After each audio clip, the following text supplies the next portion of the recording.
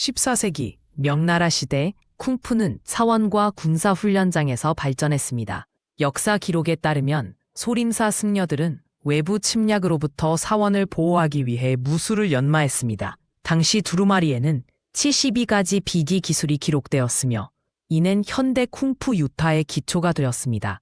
특히 명나라 황실은 무예를 장려하며 체계적인 훈련 시스템을 구축했죠. 소림사 권법은 철저한 신체 단련을 기반으로 합니다. 수행자들은 하루 8시간 이상 돌바닥에서 발차기 훈련을 하며 철줄을 때려 손가락을 강화합니다. 16세기 기록에 의하면 훈련 과정에서 30%의 수행승이 중도 포기했다고 합니다.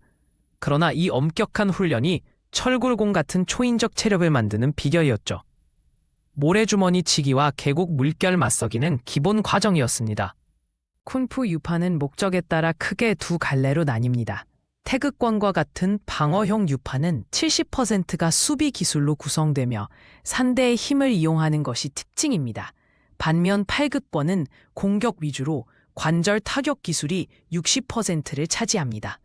명나라 병영 기록에 따르면 팔극권 수련자들은 일반 병사보다 3배 더 많은 적을 제압할 수 있었다고 합니다. 이 차이는 무술의 창시 목적에서 비롯되었습니다. 1898년 호복성에서 발생한 도적 습격 사건은 쿵푸의 실전 효율성을 입증했습니다. 기록에 따르면 소림 승려 5명이 30력의 무장 도적을 상대했는데 특히 팔극권 사용자가 15명을 단독으로 제압했습니다. 도적들은 주로 검과 창을 사용했지만 쿵푸 고수들의 빠른 관절 기술 앞에서 무력했죠. 이 사건 이후 군대에 쿵푸 교관을 초빙하는 것이 일반화되었습니다.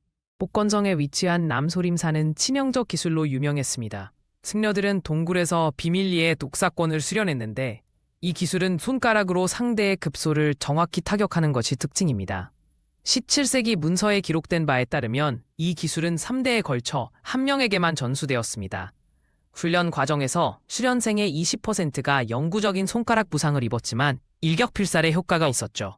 철사장은 쿵푸에서 가장 위험한 기술 중 하나입니다. 10년 이상 뜨거운 모래주머니를 치며 단련하는데 숙련자의 손바닥 두께는 일반인의 3배에 이릅니다. 1602년 기록에 의하면 철사장 고수가 단 한 방으로 말 2개골을 부수었다고 합니다. 그러나 이 기술은 지나친 공격성으로 인해 18세기 이후 정통 소림에서 금지되었죠. 지금도 일부 가문에서만 비밀리에 전승되고 있습니다. 오독교는 전통 쿵푸와는 차별화된 독살 기술을 개발했습니다. 그들은 전갈, 진해, 뱀, 도거비의 독을 혼합해 무기에 바르곤 했습니다. 1610년대 문서에 따르면 오독교 교주가 사용한 독침은 3분 안에 성인 남성을 죽일 수 있었다고 합니다. 그러나 이들의 기술은 너무 비인도적이어서 정통 무술계에서 배척당했죠. 현재는 그 기술 대부분이 실전되었습니다. 1933년 무림에서 열린 대결은 쿵푸 유파들의 실력을 가늠하는 계기가 되었습니다.